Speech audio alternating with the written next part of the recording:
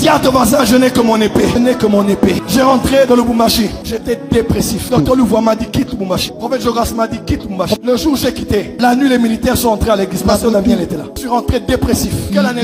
2016. Janvier Déprimé. 2016. Janvier 2016. J'étais fatigué de la vie. Un foyer qui a volé en éclats. Un ministère qui a fleuri à Lubumbashi. Qui a commencé à être terni par la haine des hommes et par mes propres erreurs. Je dis à Dieu Seigneur, je fais quoi? J'arrive à Kinshasa et je vais au Chantilly. J'arrive au Chantilly. J'étais en ville. Je vois papa Jean Mosco qui il me voit, il me salue. Il me dit fils, j'ai appris ce qui t'est arrivé. Je te donne 2 conseils. Ne parle plus de tes problèmes à tes amis. Car plusieurs ont répondu ça. Garde ta vie privée. Et deuxièmement, il m'a tenu compte. Il m'a dit fils, dans cette vie, il n'y a pas de place pour les faibles. Tu m'entends? Si tu es faible, tu vas marcher sur toi. Tu dois être fort. Frère, j'ai quitté le Chantilly. Je suis sorti de là. J'ai dit en marchant, en rampant, ou à genoux, blessé, je vais continuer dans ma destinée. Mes frères et sœurs, quand les gens se posent la question, prophète, quel est le secret de ta résilience? Qu'est-ce qui fait que malgré tout ce que tu as traversé, tu es toujours là? À part la miséricorde de Dieu, il y a une décision que j'ai dû prendre depuis quelques années. Je dois réussir. Je ne bénirai jamais assez Dieu pour ma mère, pour mes frères et sœurs, pour mes fils et mes filles. Qui m'ont entouré à l'époque. Je me dis, papa, tu es notre général. Tu vas t'en sortir. Daniel me disait ici, c'est papa, même Satan, Salarana Batunaye. Tu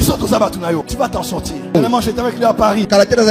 On faisait quelques shopping. On était au mode de la défense. Je ne lui ai même pas dit ça, mais j'ai eu de larmes. J'ai dit, Seigneur, on se battait à Lubumbashi. Et regarde là où on est en train. Et tout ça, c'est la décision de survivre. Oh, je vais mourir. Tu vas aller où? La nouvelle Jérusalem n'est pas encore prête. Tu veux aller où? Tu as commencé à te recandidate. Le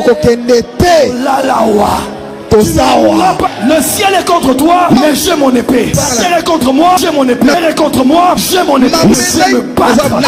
Ça est là, ça est là. Viens avec moi.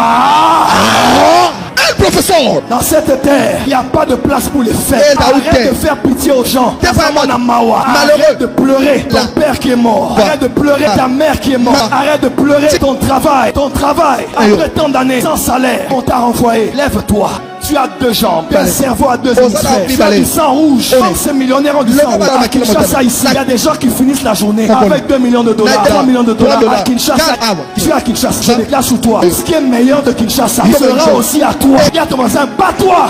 Bats-toi. La pression du nez produit le sang. La pression du lait produit la crème. La pression du travail produit l'abondance. Travail. Aliko Dangote a dit, Aliko Dangote, le nom le plus riche du monde, le plus riche d'Afrique. Il a dit ce qu'il a eu parce qu'il dort entre 2h du matin et 6h du matin. Des fois 2h à 4h du matin. Arrête de trop dormir. Tu vas à l'église et tu somnoles.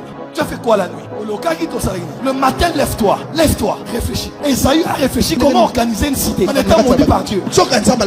La vraie pauvreté n'est pas ce que tu manques dans les mains. Retirer à un millionnaire 1 million, il ne sera pas pauvre. Donner 1 million à un pauvre, il ne sera pas riche. Le riche va récupérer ses millions. Mais le pauvre, après une semaine,